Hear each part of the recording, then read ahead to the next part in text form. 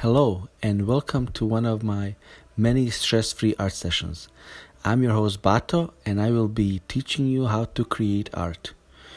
For this session you can use a tablet to draw or a pencil and paper.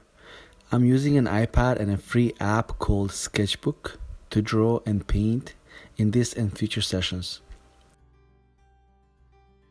Hello and welcome to another session.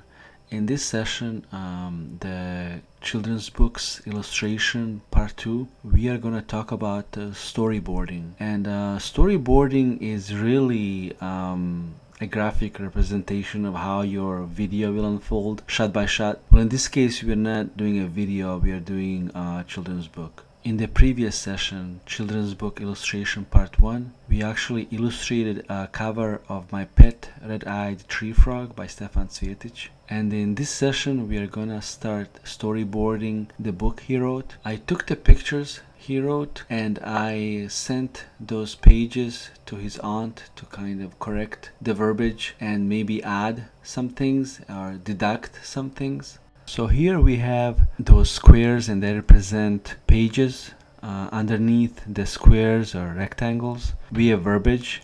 So based on that verbiage we're gonna draw inside those squares. I'm gonna zoom in and start working on the cover.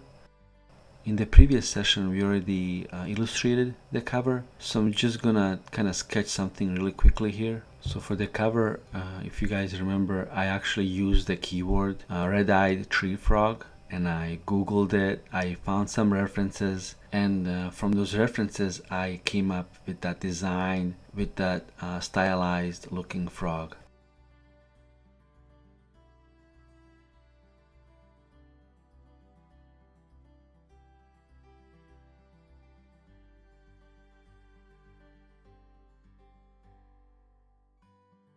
After the cover, we have an intro, and this is just him saying thank you for your support. So what I'm gonna do here, I'm just gonna add like a little squiggly line on the bottom right to indicate where that verbiage is gonna go. Okay, and this is our page 1, and in this one, hey mom and dad, remember last summer when we went to the rainforest? I found a frog, but don't worry, he's not poisonous. So I'm just gonna kind of pick some keywords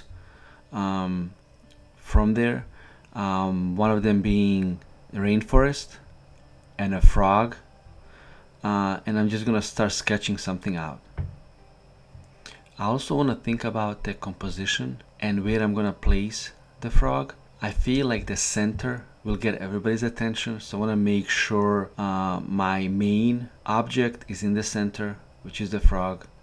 I could have also done this. So we have 3 sentences. Hey mom and dad.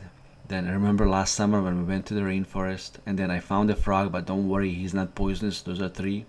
Well, I could have done out of each sentence, I could have done a picture. So a frame, page, right? So instead of 1 page, I could have had 3 pages. And again, it's up to you guys. So whatever you decide to do, it's fine. And I'm just gonna add some leaves in the background, nothing too detailed, just enough to kind of indicate, hey, this is a rainforest.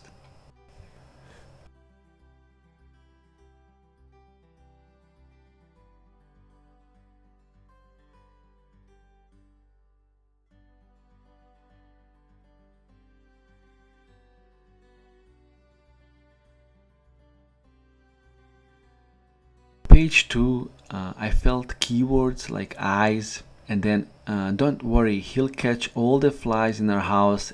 So I'm gonna actually draw eyes, and I want to make sure they encompass a lot of my composition. This way I'm stressing the importance of the eyes and the fly in this scene.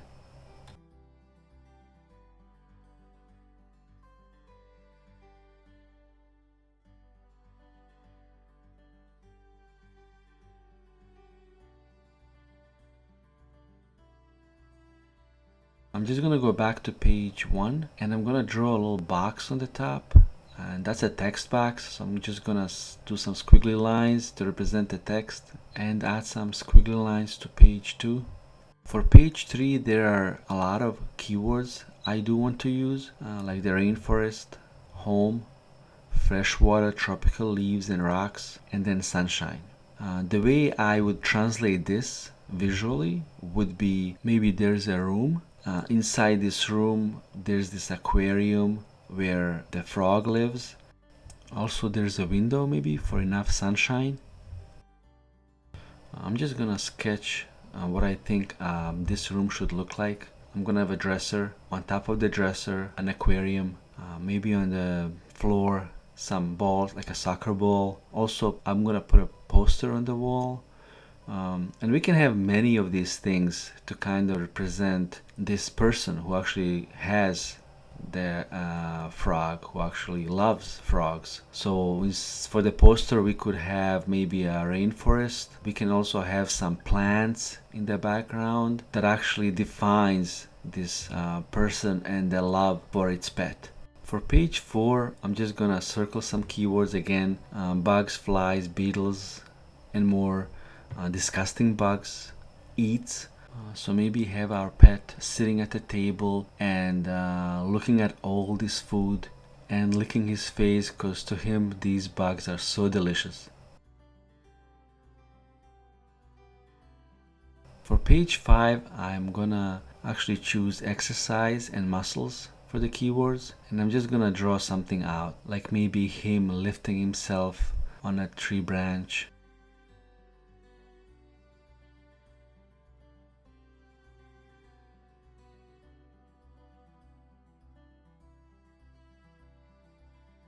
For page 6, I'm gonna choose the keyword train him, and for that I'm just gonna do something funny, something silly.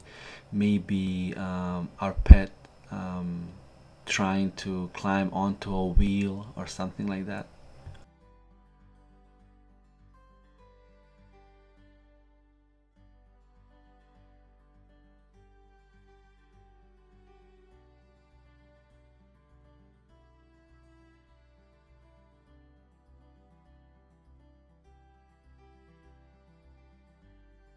Page 7, I'm just gonna break up the composition a little bit. So I'm just gonna add a diagonal tree branch and maybe our pet, our frog, climbing and holding onto it.